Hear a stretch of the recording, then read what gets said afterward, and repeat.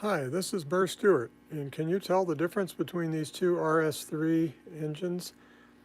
In just a few minutes, I'm going to show you how quickly you can improve them just with a couple of pan pastels. And so let's just get started here. Hello, this is me. Hope you can hear me. See, this is one I've already weathered, and this is one I haven't weathered. And this is my pan pastels, but all you need is two colors. And you start with a wide brush and a beige colored pan pastel. I have that holding it right, holding it right up here. So what I do is I start with the front pilot and see how light that goes. That's a little too light. I like to dilute it a little bit by nailing it on the side of the trucks. It's a little scary when you first put it on because it comes on so strong, but of course once you knock it a little bit, it comes right off. See how that works?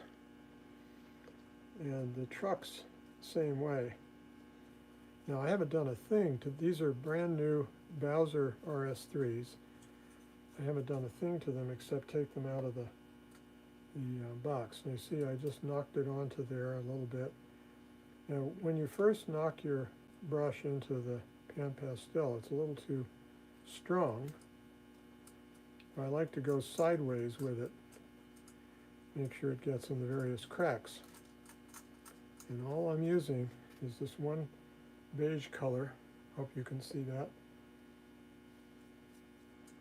And of course you want it to go down as much as possible rather than well, you do sideways to get in the details, but and then when it's reasonably, here I'll do a little bit more on this end, see? Now I can come in and put it on the walkway on the side of the engine, see that? See how quick this goes? I forgot this, I was going to turn on a timer, but it's too late now. We're already halfway through the project. I hope you're enjoying this and getting something out of it. And so you just work your way around. You occasionally go get more pan pastel material. Try not to damage any details. It just goes on really quickly. So we got that side. I usually hold on to the rotating beacon or the exhaust stack. Do I have the right, is this a better angle? See how that goes on? So quick. Now we need to do that other walkway, but I don't want to get it too bright. A little bit of a trick to having just the right amount of stuff on the brush. You don't want it to be too strong when it's such a light color, but see how that brings out the detail right away. Oops, I just knocked a detail off. I wonder what that was. I think it was the top of the rotating beacon. I guess that wasn't too smart to put my finger on the rotating beacon. The cover of the rotating beacon just fell to the floor. You know why I call this channel Reality Model Railroading, because I'm constantly making mistakes, or somebody else is making a mistake, and we just kind of go with it.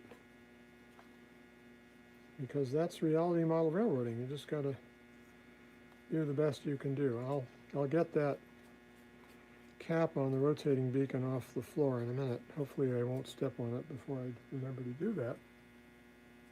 See how I come in on the side like this? Because you want to get those the piping details. You want to get them right. And do you see how quickly this is going? That's the part I just can't get over, is that I can take a locomotive out of the box and very quickly weather it. Now I said I'm just going to use two colors. One of them is a rust color, and the other one is the this beige color. But I'm also going to show you, just because I can, and we're here, that there's also a, can you see those colors down on my pan there? There's also a kind of darker browns you can use, burnt umbers, things like that. If you get something like a truck side frame too light, you see you can just put a little bit of brown on there, and it tones it down and it adds a little bit of sort of steel feeling to it. But you don't want too much because you don't want to darken it. I really like the colors, the lighter, highlight that happens. So see, we're doing this as fast as we can. So I'm going to call that good. And if we want, we could put it down with the other one. Can you see that on the track? How does this compare with that one? We haven't done the rust yet, but it's about the same tone. There. It's about the same tone as the other one, so I'm going to call it good. Now let's do the rust. Get a much smaller brush for the rust, and just dip it in there. And there's only a few things I do with the rust. One of them is the most important thing is to douse the coupler. Douse the coupler with a dark rust color because that always looks really realistic. And then I like to put it on the fans. That's a little too strong. I hope I'm not getting my hand in the way all the time. So you just put a little bit in the fan so it looks like there's been some rust action there. And there are usually a couple of other vents you can put a little bit of rust on. You wouldn't believe what a difference this makes. Just a little tiny bit of rust on there. And there's nothing really on the top. I like to go in and rust the top of the smokestack just for fun. So it looks like it's been in the weather. And that, folks, is it. Now, you could, do much more, but my point was just to say, look how quickly we got this done. Here, let's rust the side of the tank a little bit. Just, I know, I forgot one thing. I always like to put rust on the springs. See, in the truck side frames, that really adds. And the other thing I'll mention is, again, you can always use a darker brown if you want to sort of smooth out the effect so it's not quite as stark. And then I really like to clean the wheels after this and make sure I don't have any remnant problems, but electrical pickup problems because some of this might have gotten on the wheel. Ever tried to put a locomotive on the track? All right, there we go. Over a switch. There we go. We're all done. Look, that was about, what, 10 minutes or so? Less than 10 minutes. I'm sure it was. So that's the one we just did. That's the one I did the other day. And there's, ideally you would mask the windows and then spray paint it with a dull coat or something like that. Oh yeah, I forgot about the top of the rotating beacon. You suppose I can find that down here somewhere? I'm not finding it.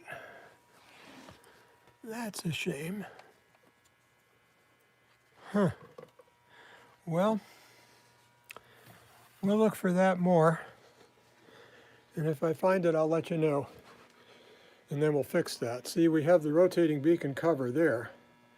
But that one fell off because I was pushing too hard on the top. So when I find that, I'll fix it. And then you'll see it in future videos.